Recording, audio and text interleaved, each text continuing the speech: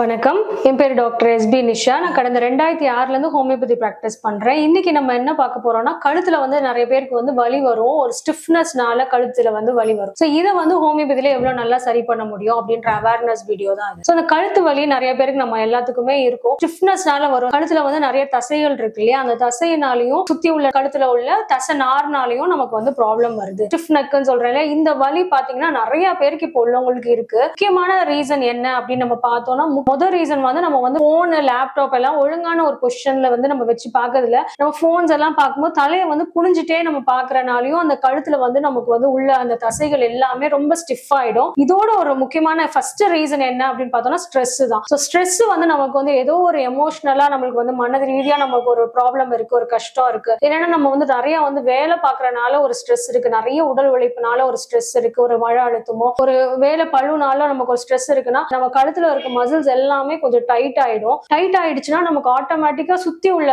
தசைகள்லாம் பிடிச்சி இழுக்கிறனால நமக்கு வலி ரொம்ப ஜாஸ்தி இருக்கும். அதே மாதிரி பாத்தீங்கன்னா நிறைய இப்ப ஸ்கூல் போற பிள்ளைங்கள் நிறைய பேருக்கு இந்த கழுத்து வலி முக்கியமா மொபைல் பாக்குறதுனால வருது. குனிஞ்சு படிக்கிறதுனாலயோ மொபைலோ லேப்டாப் பாக்குறதுனாலயோ இந்த ப்ராப்ளம் வருது. அதே மாதிரி கேம்ஸ் நிறைய விளையாடுறாங்க, இல்லாட்டி டிராவலிங் நிறைய போறாங்க. ஒவ்வொரு தடவையும் ஒவ்வொரு ஜர்க் ஆகும் போதும் உங்களுக்கு அந்த மசில் ஸ்ட்ரெயின் ஆயிட்டே இருக்கும். உங்களுக்கு அந்த ஜர்க் ஆகும் போதும் ஒவ்வொரு தடவையும் இந்த மூவ்மெண்ட் ஆயிட்டே இருக்கும் இல்லையா, முன்னாடி பின்னாடி போயிட்டே இருக்கனாலையும் அந்த கழுத்துல உள்ள அந்த தசைகள் எல்லாமே ரொம்ப டைட் ஆயிடும். சோ அந்த டைட் ஆயிடுச்சு அப்படின்னா ரொம்ப வலி ரொம்ப ஜாஸ்தியா இருந்தது அப்படின்னா நமக்கு அந்த வலி நமக்கு தோள்பட்டையில இருந்து கையிலையும் பரவுறதுக்கு நிறைய சான்சஸ் இருக்கு. அதே மாதிரி தலைக்கும் வர்றதுக்கும் நிறைய சான்சஸ் இருக்கு. ரொம்ப ஜாஸ்தியா இருக்கவங்க, இந்த கழுத்து வலி இருக்கவங்க என்ன சொல்லுவாங்க, எனக்கு தலையும் சேர்த்து வலிக்குது அப்படின்னு சொல்லுவாங்க. அதே மாதிரி பின் முதுகுல மேல் முதுகு எனக்கு வலிக்குது அப்படின்னு சொல்லுவாங்க. கையிலையும் சில பேருக்கு அந்த வலி உங்களுக்கு தசை வலி உங்களுக்கு நிறைய பேருக்கு பரவும். ஒவ்வொருத்தவங்களுக்கும் ஒவ்வொரு மாதிரி இருக்கும். சோ சில பேர் என்ன சொல்லுவாங்கன்னா தலானி ரொம்ப பெருசா வச்சு படுப்பாங்க. ரொம்ப 2 தலானி